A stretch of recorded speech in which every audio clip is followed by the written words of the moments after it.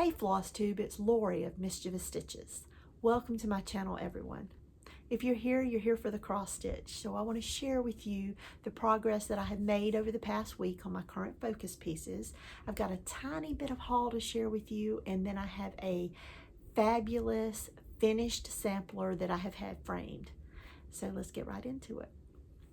Last weekend, I shared with all of you that I had finished my piece, The Fall Sampler by Barbara Anna, and in its place, I pulled out another whip, which is Susan Rambo Sampler. So I'm going to share with you the pattern. This is by Cross Point Designs. It is also in one of the older Sampler and Antique Needlework Quarterly magazines. You can find it there as well. And I plan to change this up a little, and Susan Rambo used it to document her name, her siblings' names, her parents' and grandparents' names. But I'm going to change it up and use it as my own.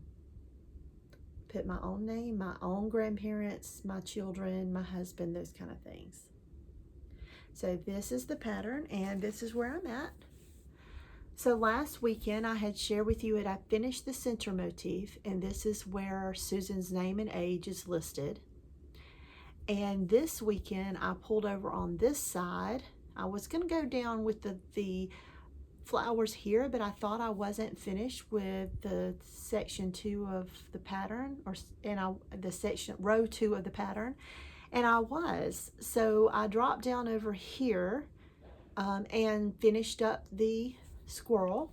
I do have some work to do on the grass beneath the squirrel, so the motif is not totally complete, just the squirrel. And I did make a change. The squirrels in my backyard are brown or grayish brown. They are not the colors of the squirrels that was in this pattern. The pattern called for, I think it was 417, which is a very light gray, and the outline of the squirrel was it wasn't in white, but it was a very creamy light color, which blends in with the fabric, number one. And number two, I wanted it, since I will be documenting my own family names and my name on the piece, I wanted to make it more true to me. So I did change the colors, but I did leave his eye the same color. It's kind of freaky, the animals. If you look at the moth above the squirrel, that the eye is bright red. Now I know there's some cicadas or locusts that come out every few years that have those bright red eyes, but I don't think I've ever seen a squirrel with a bright red eye. But I did leave that in there, a little bit of whimsy, and change the color. So I didn't pick it up any more this week, this past week. But on Monday I got in a piece of fabric, and I have been waiting on this fabric for around a month, and I had ordered a piece of 32 count sage summer khaki Jobelin to work on Christmas Eve by the Prairie Schooler. And I had previously started this piece on a piece of 32 count lamb's wool. And if those of you that's watched the last few videos may remember that I was kind of agonizing over stitching on the Jobelin with one strand over 2 threads or 2 strands over 2 threads, and I was working with 1 strand over 2, and I didn't like the coverage. It was too sparse that way. It was too dense the other way, and the threads were not laying as I would like them to, and just wasn't enjoying it. I think, and I know what I was struggling with was just doing what I've done, is cutting it off and just giving it another start. It's hard to give up on a piece for me. I don't know if you find it so, but it's very hard for me to give up on a piece because it's my own, it's my work, and it's like giving up. Giving up is hard, but I've given up. But if you look closely, you'll see that it looks like it's been on a hoop, and that's because it has.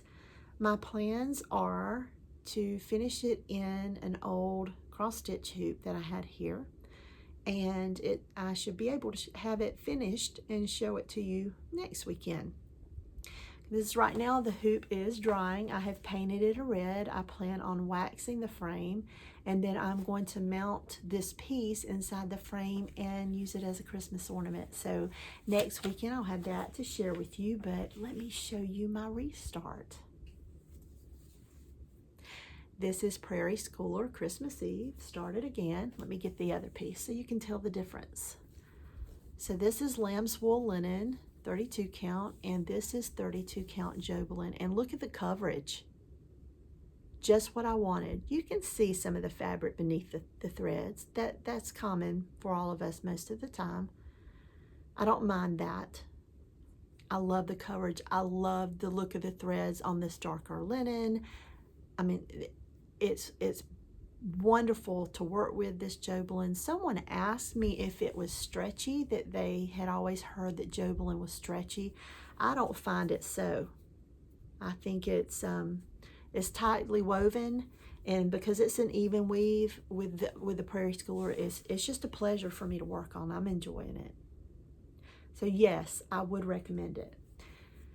And so I got worked on this Monday and Tuesday because I received my fabric on Monday. And that night when I sat down to stitch, I gave it a good start and worked on it on Tuesday as well. And I have worked on it again this weekend. So before the weekend's up, I hope to have finished the quilted throw in Santa's lap there and to finish the sleigh. You can see I've started the front of the sleigh and it'll come around like this. And then I'll finish the bottom part. I guess you would call those the rails as well. So I'm really enjoying this, and I will definitely have this ready for Christmas. So there's that.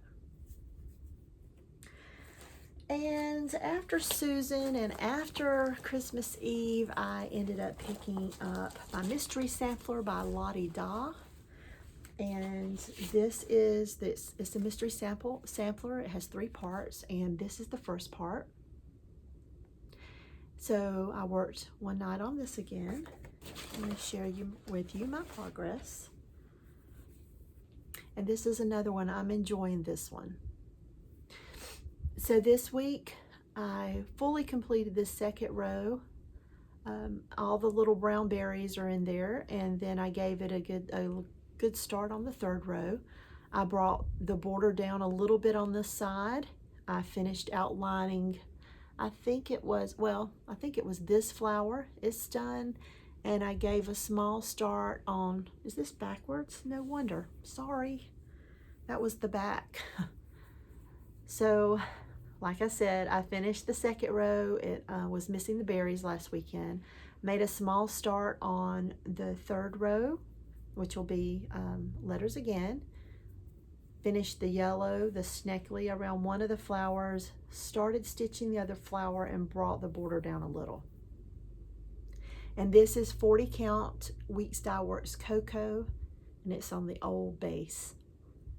And I really like it. So even just one night gives you progress, and over time that progress adds up. So I'm not into it, doesn't draw me at the moment, meaning one night's just enough. But over time, when I finish some of these others, by the time I do start really wanting to stitch on that one more, I'll have more and more progress. So the other thing that I worked on this week was Cooper. And everyone tells me this is a Cooper Hawk. And I looked up Cooper Hawks in Google Images, and that does not look like a hawk to me. It looks like a parrot. So this is my parrot named Cooper, not a Cooper Hawk. It's a parrot named Cooper. I didn't get a lot of work on Cooper. I've been stitching on him on Friday nights for Friendship Friday. I was stitching along with Jen of Jen Stitching Niche, and she has finished hers up. And it's going to be some time before I finish mine up, because he has a very big breast. And so last night on Friday, I mainly stitched on his breast. I had already put in some of the feathers, And so I was just doing fill-in work. So I brought it down maybe, I don't know, maybe half an inch further. And so that's my progress on Cooper.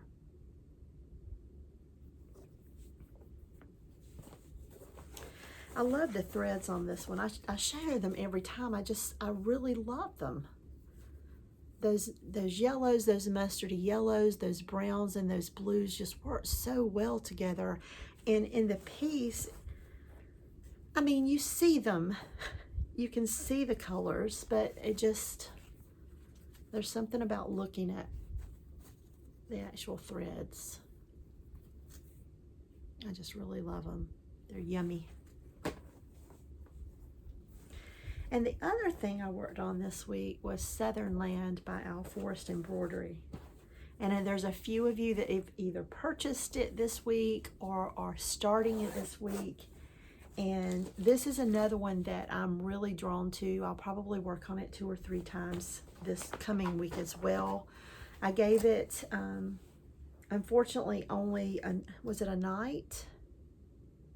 I think I only worked on it 1 night this week, and I really wanted to give it more. So, so this week I plan to maybe work on it 2 nights. So here are the colors. It's just 4 colors. It's a salmon and a bright red, a blue, and a light blue, a navy blue and a light blue. That's it. Those are the colors, and I think they're beautiful. So this time I've finally made a finish on page 1. So page 1 is finished. And this week when I pick it back up, I'm hoping to have that center motif completed. That's what I was working towards this week, and but working on 1 night, it just didn't give me enough time to finish up this one so that I could move over. But this is just a beautiful, beautiful piece. And I'm so happy to have many of you joining in to stitch with me. Well, with me and Shiloh and Stephanie and Kelly. Okay. This week I got one little stashy thing in the mail. I saw this on Misty Purcell Luminous Fiber Arts Flosstube this week. Or was it last week? It was last week. And then I ordered it. I've always wanted to do some of these. As a child, I can remember making the felt Christmas ornaments where you added little sequin embellishments and little beads. And to me, this is like a grown-up version of that. So this is Buttermilk Basin's Ornament Extravaganza. And so I was shopping on Kitten Stitcher's site this week and noticed she had these too, and has, it looks like, some wool packs. I don't know for certain if they're for this. I just happened to notice it, you know, because I was on the site for something else. But I noticed that she had these, but I happened to get my copy off of Amazon. And I really love those different ornaments. I think that my favorite is like Misty. I really love the stocking and Santa. And then you've got this stocking here and the mitten. I just love them all. I love them all. So I don't know that I would get to them this year because I really do want to finish up a couple more sleds and have the sleds on there. But this may be something I'll work on for Christmas 2021. And that way it'll give me time to get the supplies, get pieces of wool and the things I'll need to stitch these up. So just thought I'd share that with you because I think it's pretty amazing. And so last night I learned that my framed piece was ready, and some of you have asked where I get my pieces framed, and I get it framed at Hobby Lobby. I have a gentleman there that works there that he's just amazing. He has YouTube videos himself. He has his own, he doesn't cross stitch, but he crafts as well, and he has YouTube videos. And we just kind of build up a relationship, and when I go in there, he is who I ask for. I will leave a note on my pieces that he's the only one I want to touch my pieces, because I feel that he understands the importance my piece has for me. And so he takes good care of it. I've never had a problem with there being fuzz or anything framed inside with my piece, with it being wonky. I've had no issues at all. He makes great suggestions. His ideas and mine are not always one-on-one, but he's learned over time as I've went in there what my style is, so he caters to that, and that is just a sign of a good, not just a good salesman, but he enjoys his craft, so he is able to suggest things that he knows that I would approve of. So with that being said, I want to share with you Barbara Anna Designs, the Fall Sampler. Isn't that amazing? I just love it. I love it. So I had a lot of trouble that day picking out the frame, and what we ended up doing was I did not want it matted. I don't like my things matted anymore. I love this wood. I'm always drawn to dark woods, but it just didn't settle right, and so I started pulling fillets. And so what we did was we added a barnwood fillet to the inside of this mock burl wood type dark wood frame, and I love the look. So when I put that, you had the little molding, and I put the fillet up next to it, I knew right that moment that was it. I didn't need to look at anything else, but I want to let you see it up close. And so when you pull it back, it helps to, I don't know how to describe it. The words are not coming. I just know I think it's amazing. I love the way it's framed. I'm very, very happy, very happy. And it's just a beautiful piece. So no, I haven't hung it on the wall yet. It's actually sitting just a few feet in front of me. I sit here and stitch at night, and it's sitting there in front of me just so that I can look at it, so that I can appreciate it, and love on it a little bit before I find the perfect place in my home for it. So when I picked this one up, I did leave one, and I left off Sally Spencer. So 2 years ago, Lynette of Homesteading on the Home Front and myself and several other stitchers had a stitch along for Sally Spencer that we called Mustang Sally, S-A-L. And I stitched several of the other stitchers' initials into my piece, as well as my name, replacing Sally Spencer's. Once again, I think I found the perfect frame. It was a dark blue frame, just like the flower pots in Sally Spencer. And I also got a fillet as well, but it is a white, like a farmhouse white, like a creamy white, but it will be the fillet between, on the edge of the frame, the inside edge of the frame. So hopefully within another 2 or 3 weeks, I will have that one to share with you. But on that one, I'm hoping to put a little note on the back of the frame listing out the initials that I've added and the names. Some of them I did the names, like Leslie Hurley, hers are on there, and I put LH, but then Michelle from the Stripe Rose, I put SR, and then Michelle Bendy, hers is, of course, BS, Bendy Stitchy, and I went from there. So there's really no rhyme or reason. Some I use the Flosstube name initials, some I use the person's actual name, but I look forward to getting it back, and I look forward to putting those notes on the back with all of my Flosstube friends that were stitching that along with me about 2 years ago in 2018. So one other thing I want to share with you, I picked up, I found them, and because they were on, these are little Santas, and they're paper, they're 20 per pack, and they're on a, let me put this down, I'm scared it's going to flip off this little seat. Let me open one up so you can see. I want to share with you the thickness of the paper. I plan to use these as floss drops, thread drops. So I'll just poke a hole here in Santa's hat and put another hole here for my threads. And I got 2 packs. And yes, I looked for others when I come across these, and they have them listed as just paper crafts. And all of their Christmas items were 40% off, so I didn't pay $3.99 for them, but there's 20 per pack. And I thought these would be great to put my threads on for some Christmas projects that I'm hoping to kit up this year. And I have the punches and everything, so it may work for you. You may have them at your local Hobby Lobby, or maybe there's a different type that you can use for thread drops, but I thought I'd like to share that with you.